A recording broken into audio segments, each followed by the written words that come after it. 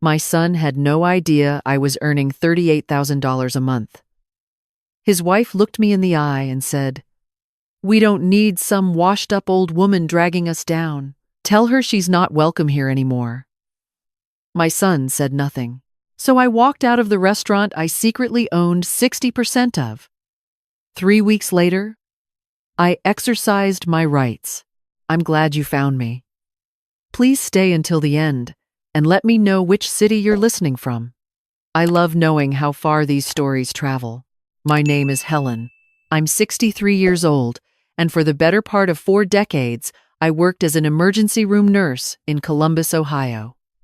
I watched people come in broken and leave whole. I watched some not leave at all. That work changes you. It teaches you what actually matters and what is just noise. After I retired from the hospital floor at 58, I didn't slow down the way people expected. A former colleague recruited me into medical litigation consulting. Hospitals and law firms hired me to review case files, assess standard of care violations, testify as an expert witness. I was good at it. 35 years of reading people in crisis had made me sharp in ways I couldn't fully explain. The money surprised even me. $38,000 a month. Sometimes more. I kept my same modest house in the same quiet neighborhood. I drove a 7-year-old Buick. I brought casseroles to potluck dinners and clipped coupons out of habit. Nobody knew. My son, Kevin, certainly didn't. Kevin was 34, my only child, and the person I was most proud of in this world. After culinary school, he spent years working under other chefs before finally telling me his dream. He wanted his own restaurant. A real one, not a food truck or a pop-up. A place with white tablecloths and a wine list and a kitchen he could be proud of. He had the talent. He had the vision. What he didn't have was capital. I gave it to him. $180,000, drawn from savings I'd built quietly over years. I did it through a proper legal agreement drafted by my attorney, Carol Weiss. I held 60% ownership of Sycamore Table, the restaurant Kevin opened in the Short North neighborhood on a Tuesday morning in April 3 years ago. Kevin knew I'd invested. He thought it was $75,000, the number I'd mentioned casually, before Carol finalized the paperwork differently. He never saw the full documents. I didn't correct him. Brittany came with the restaurant. They'd been dating 2 years before the opening and 6 months after the doors opened. Kevin proposed. I liked Brittany well enough in the beginning. She was energetic, visually creative, had built up Kevin's social media presence to something genuinely impressive. She photographed beautifully and knew how to make a room look like a dream. I told myself the coolness I sensed from her was just her personality, just introversion, just generational difference. I was wrong. It was something else entirely. Thursdays were my days. Every Thursday evening, I came in at 5 o'clock before the dinner rush, sat at the corner table. Kevin kept reserved near the kitchen pass, and had whatever he felt like making me.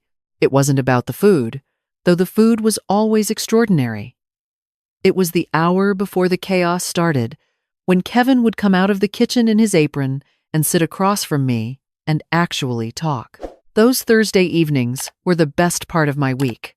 The first sign came about 8 months ago. I arrived at my usual time to find Brittany behind the host stand. And her expression when she saw me was the same one people use when they realize they've forgotten to cancel something. "Oh, I do. You're here." "Thursday," I said, smiling. "Kevin's really slammed tonight. We're fully booked. I have my usual table." She glanced toward the dining room, then back at me, and something calculated moved behind her eyes.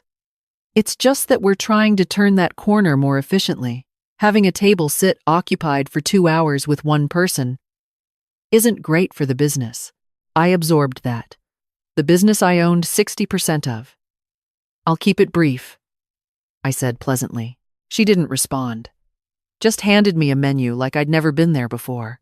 Kevin came out 20 minutes later, apologetic, clearly having been told nothing except that I was there.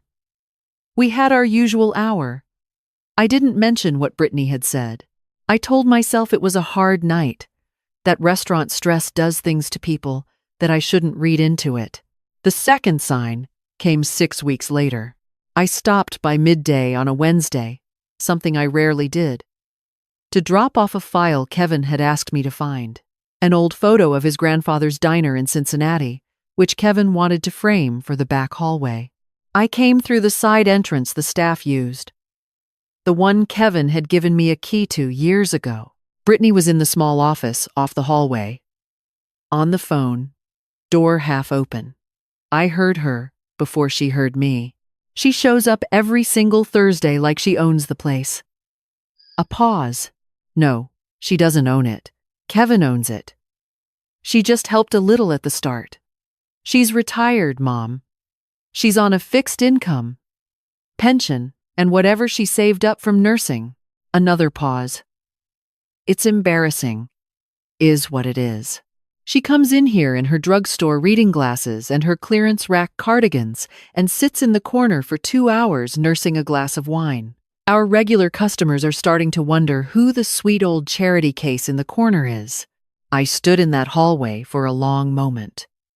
Then, I put the photo on the side table near the door and left the way I'd come. I sat in my car for 20 minutes before starting the engine. Charity case. That's what she told her mother. That's what she told herself. The woman who had handed over $180,000 and never asked for a single thing in return, except to sit at a corner table on Thursday evenings and watch her son do what he loved. I drove home. I didn't say anything to Kevin. I went back the following Thursday, and the Thursday after that. I kept thinking that if I just gave it time, if I kept showing up with grace, things would smooth out. That was a nurse's instinct. Patience. Observation. Don't intervene until you know the full picture. 3 weeks ago, I finally got the full picture. It was a Thursday in early March. The restaurant had just been featured in Columbus Monthly, a glowing review that Kevin was rightfully proud of. I arrived to find the dining room buzzing, every table full, a waiting list at the door. Kevin had texted me that morning. "Big night, Mom. Press coverage is real. Wish you could see it." I was seeing it. It was wonderful. I was halfway through a plate of Kevin's butternut squash bisque when Brittany appeared beside my table. She didn't sit. She stood over me, and there was something different in her posture tonight. Something that had run out of patience. Helen. Her voice was low but not quiet enough. The couple at the next table glanced over. "We need to talk about Thursday evenings." "Of course." "Sit down. I'd rather stand." She crossed her arms. "This arrangement, you coming here every week, it needs to stop." I set my spoon down carefully. Kevin is running a serious restaurant now. A reviewed restaurant. We have investors interested, critics paying attention. And every Thursday, you're here, taking up prime real estate for the entire pre-rush window. And frankly, she paused. And what came next, she clearly felt entitled to say, "You don't exactly fit the image we're building." I'm sorry? Our clientele is a certain demographic. Young professionals, food enthusiasts. Having someone's elderly mother parked in the corner every week sends the wrong signal. It makes us look like she gestured vaguely at me, like we're running a family diner instead of a serious establishment. I looked at her steadily. "Does Kevin know you're having this conversation with me?" Kevin is too soft to say what needs to be said. "Helen, I'm going to be very direct with you because I think you're a grown woman who can handle honesty. You had your moment helping out at the beginning, and that was nice. But this restaurant has outgrown that kind of charity. We don't need to keep managing your feelings about where your son spends his time. It's not healthy for our marriage. It's not good for the business.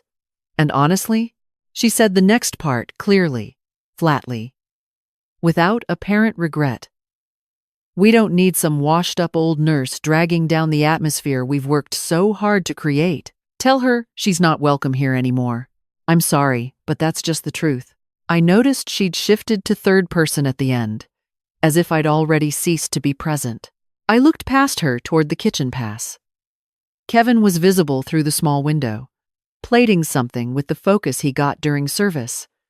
The world shrinking to whatever was in front of him. He didn't know this conversation was happening, or maybe some part of him did and had chosen not to know. I couldn't be sure which was worse. I folded my napkin. I took my reading glasses off the table and put them in my purse. I stood up. All right, I said. Brittany blinked, as if she'd expected more resistance. I walked to the door, said goodnight to Marcus, the front-of-house manager who'd been with Kevin since opening day, and who looked at the floor when I passed him. I stepped out into the cold March air and walked to my car. I did not cry. I had spent too many years in emergency rooms to cry at the moment of crisis. I saved that for later. I drove home, put the kettle on, and while the water heated, I called Carol Weiss. I know it's late, I said when she picked up. I need to meet tomorrow morning. Carol had been my attorney for 11 years. She was 60 herself, precise, and did not waste words. 8 o'clock. Bring the original investment agreement. I already had it out before she finished the sentence. The next morning, Carol spread the documents across her desk with the same composure she brought to everything. I had told her what happened. She listened without expression, which, with Carol, meant she was listening very hard. The agreement is clear, she said. You hold 60% equity in Sycamore Table LLC. Kevin holds 35. The remaining 5% was issued to a sous chef who left 2 years ago and never transferred his shares, which means technically they're in legal limbo and we should address that separately. She looked up at me. Helen, you are the majority owner of that restaurant. I know. Have you exercised any management rights in the past 3 years? No. I stayed silent.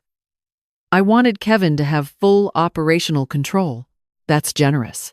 It's also created an assumption of passivity that Brittany has apparently taken to its logical endpoint. Carol tapped the documents. The question is, what you want to happen. I thought about Thursday evenings, about butternut, squash, bisque, and Kevin in his apron, and the sound of a kitchen finding its rhythm. Then I thought about the word washed up, and the gesture Brittany had made toward me, the vague, dismissive sweep that said, all of this woman, this problem, I want accountability, I said. And then I want to make a decision based on what Kevin actually is, not what I hope he is. Give him a chance to respond first? One chance. Yes, Carol nodded slowly. Then here's what I recommend. We spent 2 hours building a plan. Not from anger, which would have made me sloppy, but from the clear-eyed precision that had kept me standing in emergency rooms for 35 years. You assess the situation. You identify the variables. You act. I left Carol's office with a documented record of every transaction, the investment agreement, the LLC operating agreement, and a plan. I also left with something I hadn't expected. An unsettled feeling about Kevin specifically. Not just Brittany, Kevin. He called that afternoon. Not about the restaurant. About Easter dinner. 2 months away, asking if I wanted to host or if they should. His voice was normal, easy. He didn't mention Thursday, which meant either Marcus hadn't told him, or he knew and had chosen the same silence he'd chosen in the restaurant while his wife delivered her speech. I let him talk about Easter for 4 minutes. Then I said, I won't be coming on Thursdays anymore. A pause. What? Why? I think you know why, Kevin. Longer pause. I heard him exhale. Brittany, talk to you? She did. Mom. She's been under a lot of pressure. The review, the investors she's been courting. She gets anxious about image. And sometimes she told me I was a washed-up old woman dragging down the atmosphere you worked hard to create. She said you didn't need to keep managing my feelings. She told me I wasn't welcome. Silence. Kevin, I am not asking you to choose between your wife and your mother. I am asking whether you have anything to say about what she said. More silence. And then, quietly, the worst possible response. I think maybe some space would be good for everyone right now. Just for a while. Until things settle down. Not an apology. Not a condemnation. Space. Until things settle down. As though what had happened was a minor misunderstanding, and not his wife calling me worthless in public. I understand, I said. Thank you for being honest. I hung up and sat for a long time at my kitchen table. My late husband Raymond's photograph watched me from the shelf above the television. We'd been married 29 years before the heart attack that took him at 61. He'd been a quiet man, steady, with a deep, slow laugh and an absolute intolerance for dishonesty. Helly, he used to say, you can forgive anything except someone telling you who you are without asking first. Raymond would have known exactly what to do. I was going to have to figure it out myself. I called my closest friend, Donna, who had been a charge nurse with me for 20 years, and now lived in Savannah with her third husband, a retired fire chief named Walt, who she claimed was the best mistake she ever made. Donna picked up on the second ring. Talk, she said, because that's how she answered the phone when she knew something was wrong. I told her everything. She listened until I finished, and then she said 4 words before anything else. Oh, that absolute witch. Donna. No. I'm sorry, Helen. I know you want to be measured and fair and all the things you are, but that woman called you washed up and told you to stay away from your own son's restaurant, and Kevin said nothing? Kevin, who you put through culinary school. Kevin, who you gave $180,000 to, which is $180,000 more than my ex-husband ever gave my kids. He's under pressure. Stop making excuses for him. You didn't raise him to be a man who stands there while someone insults his mother. You raised him better than that, and you know it. A beat. What are you going to do? I'm figuring it out. You have rights here, Helen. Legal ones, I mean. You told me about the agreement. Yes, then use them. Her voice softened just slightly. You are 63 years old and you are sharp and healthy, and you have more going for you than most women half your age. Do not let either of them treat you like you're already gone. You hear me? I heard her. 3 days later, I filed the paperwork that formally activated my role as majority stakeholder in Sycamore Table LLC. Carol notified the restaurant's registered agent, under Ohio law. As the 60% equity holder, I had rights I had never exercised but which were fully intact. The right to review financial records, the right to approve major expenditures, the right to be informed of investor negotiations, which Brittany had apparently been conducting for months, without my knowledge or consent. The right, if necessary, to restructure the ownership arrangement entirely. Kevin found out on a Friday morning when the registered agent's notice reached him. My phone rang 7 times between 10 and 11 a.m. I let every call go to voicemail. Kevin's messages escalated from confused to upset to genuinely frightened in a way I hadn't heard from him since he was a teenager and had made a serious mistake. By noon, he'd driven to my house. I watched through the window as he sat in his car in my driveway for 5 full minutes before coming to the door. I let him in. I did not hug him. I made coffee. Mom, what is happening? He sat at my kitchen table, the same table he'd done homework at, and he looked young in a way that hurt me. The notice said, "You're the majority owner." I thought you invested $75,000. How? $180,000, I said. Carol's firm structured it for 60% equity. I never corrected you about the amount because I didn't want it to change anything between us. He stared. 180, Mom. I don't understand. How did you have that kind of money? Because I have been earning $38,000 a month for the past 5 years as a medical litigation consultant. And I have always lived simply. I didn't tell you because I didn't want money to complicate what we had. The irony of that statement sat between us. Kevin's face had gone through several things while I was speaking. Surprise. Disbelief. Something that might have been admiration. Briefly. And then a slow, sinking understanding of what all of it meant. She didn't know, he said. Brittany didn't know what you actually. It doesn't matter what she knew or didn't know, I said carefully. She saw an older woman she believed was financially dependent and of limited social value, and she treated her accordingly. The money doesn't change what she said. It only changes what she'll feel about having said it. Kevin was quiet for a long moment. I should have defended you that night. Yes, I didn't know she'd talk to you until after. And then I thought, if I asked for space, it would all cool down, and we could. He stopped. I was a coward. Yes? I said again. Not unkindly. Just honestly. He looked up at me. What are you going to do? With the ownership. Are you going to? Are you shutting down the restaurant? I haven't decided, I said. That depends on you. On me.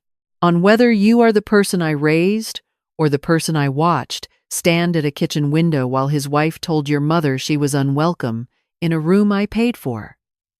I set my coffee cup down. Kevin, when Raymond died, you were 28. Do you remember what you said to me at the funeral? He blinked. His eyes had gone wet.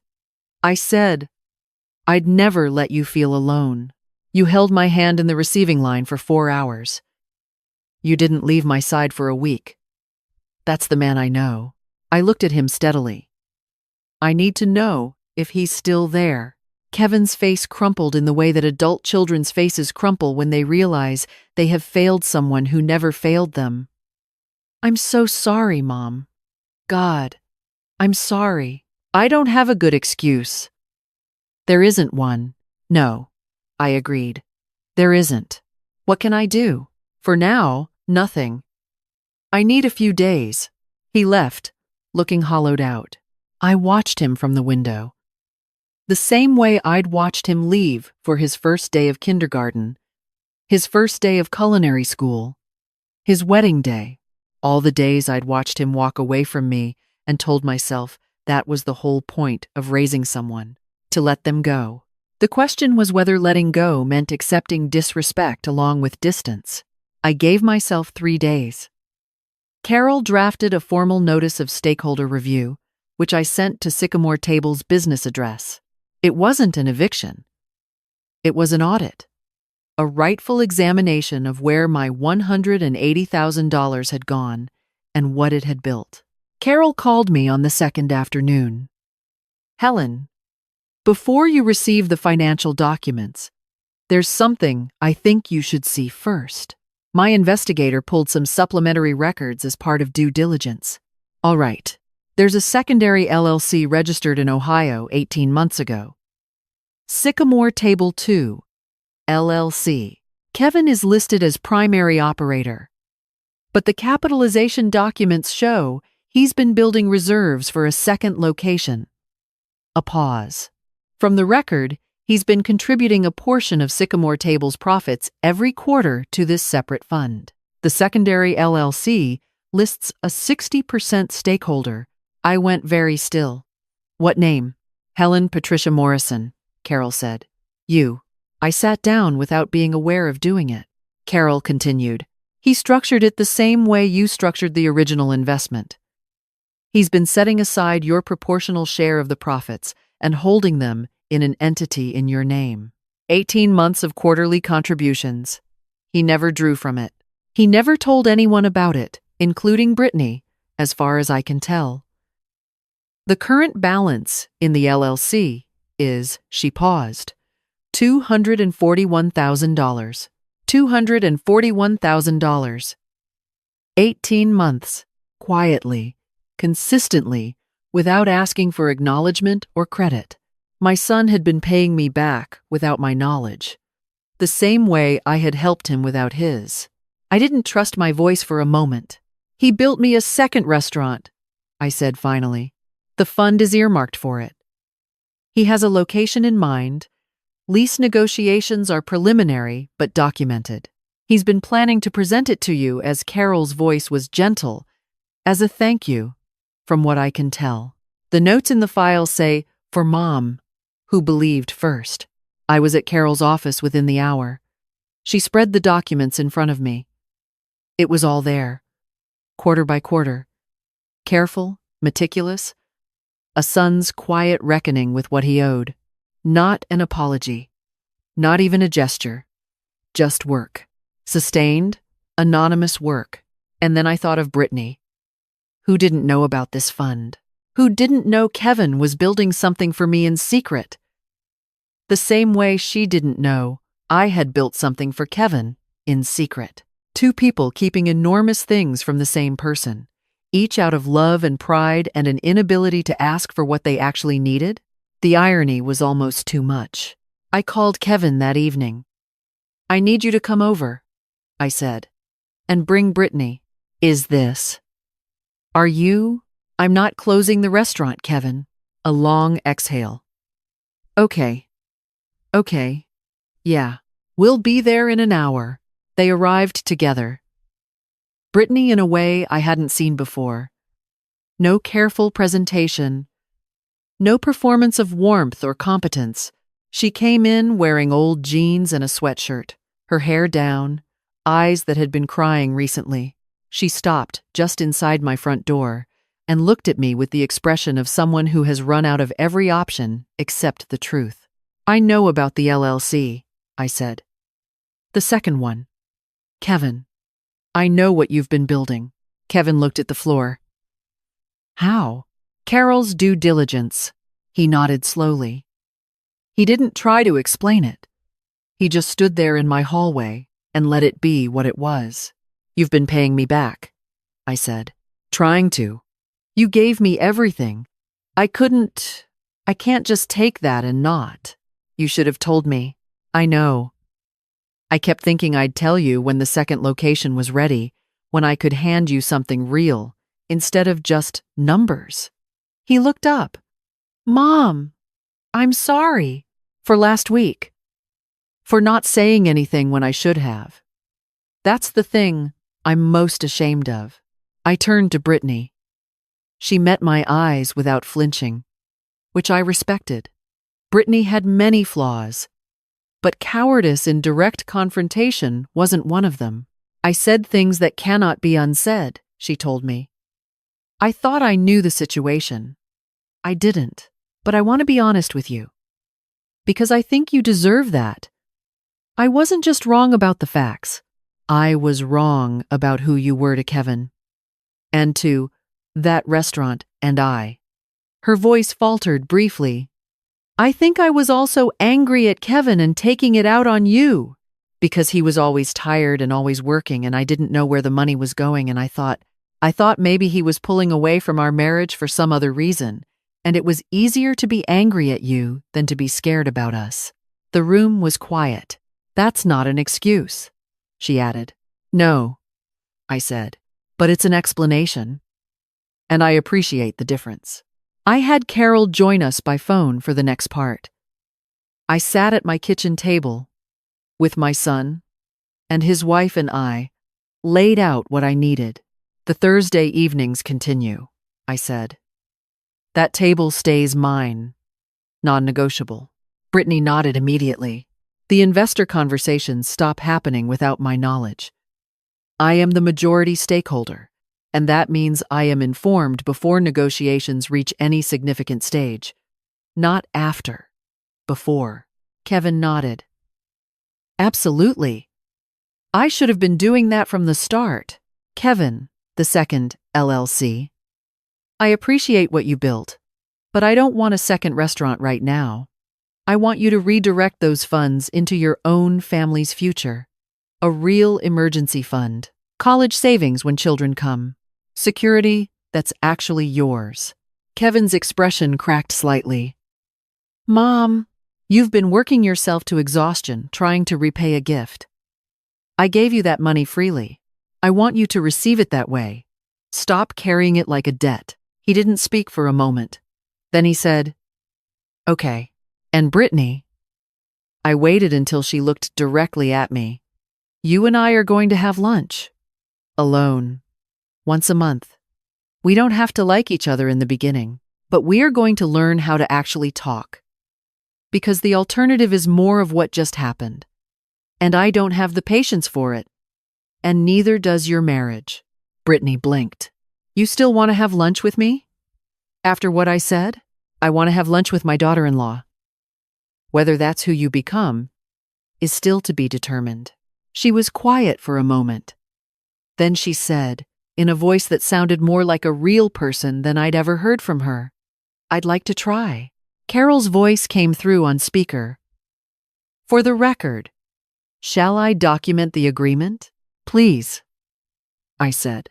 Kevin reached across the table and put his hand over mine. He looked exactly like Raymond in that moment. The same steadiness. The same deep quiet. Thank you for not walking away, he said. I thought about it. I know. You made it complicated, I told him. That fund. You gave me a restaurant. You gave it back. You just didn't tell me. We're both terrible at asking for help. I laughed for the first time in 2 weeks. Apparently, that's hereditary. Brittany made a small sound that might have been a laugh or might have been a sob. Carol finalized the documents the following week. The second LLC was dissolved, and its funds transferred directly to Kevin and Brittany's joint account with written documentation that it constituted a gift, no strings, no repayment expected. Kevin sent me a text that night that said only, I'm sleeping 8 hours for the first time in 18 months. Thank you. The Thursday evenings resumed. Brittany was not warm in the beginning, and I didn't expect her to be. But she stopped hovering with barely concealed resentment and started hovering with something that looked, occasionally, like curiosity. She asked me once about a case I'd been consulting on, a hospital liability matter I mentioned in passing. She listened for 20 minutes. She asked good questions. She had a sharper mind than I'd given her credit for. Lunch the following month was awkward for the first 40 minutes. Then she told me that her own mother had always made her feel second-rate. That she'd spent her whole adult life performing competence for people she feared would find her lacking, and that when she saw me come into that restaurant every Thursday, looking perfectly at ease and entirely unbothered, something in her had decided I was the enemy, for reasons she couldn't fully justify. You looked like you didn't need anything from anyone, she said. And I hated you for it. Because I've never felt that way in my life. I need things, I said. I just stopped apologizing for needing them. She looked at her coffee cup. I want to learn how to do that. You're 31, I said. You have time. 7 months later, Kevin called me on a Wednesday morning. His voice was different. Light in a way I hadn't heard since before all of it. Mom, he said, I need to tell you something. My heart did the old involuntary thing it did when children were about to deliver news that would change the shape of the future. We're expecting, he said. Brittany's 14 weeks. We've been scared to tell people. But it's a girl, Mom. She's healthy. We just found out this morning. I sat down in my kitchen chair, the one by the window where the morning light came in. A girl, I said. We want to name her something that matters. Something that's ours. He paused. We were thinking, Ruth, after Grandma. That's perfect, I said. My voice was entirely steady. I had 35 years of practice at being steady at the exact moment you most don't want to be. That is absolutely perfect. After I hung up, I let myself cry, not from sadness, from the overwhelming ordinariness of life continuing, the way it always did, through every terrible and beautiful thing, into whatever was next. I poured myself coffee. I called Donna. She screamed so loudly her husband Walt came running from the other room, thinking something was wrong. Nothing was wrong. For the first time in a long time, nothing was wrong at all. What did I take from all of it? That love isn't enough on its own. Love without honesty builds secrets, and secrets build walls, and walls eventually collapse on someone who didn't see them coming. That you can give generously and still be wronged. That being wronged doesn't mean you have to choose between revenge and forgiveness. Because there is a third option, accountability, which is harder than both, and that it is never too late to demand to be seen clearly. Not with bitterness, with the full, quiet confidence of someone who knows exactly who she is and has stopped pretending otherwise. If someone in your life has made you feel small, invisible, or past your usefulness, I want you to ask yourself one question. Have you told them they were wrong? Not loudly, not with cruelty, just clearly, because you deserve to take up space.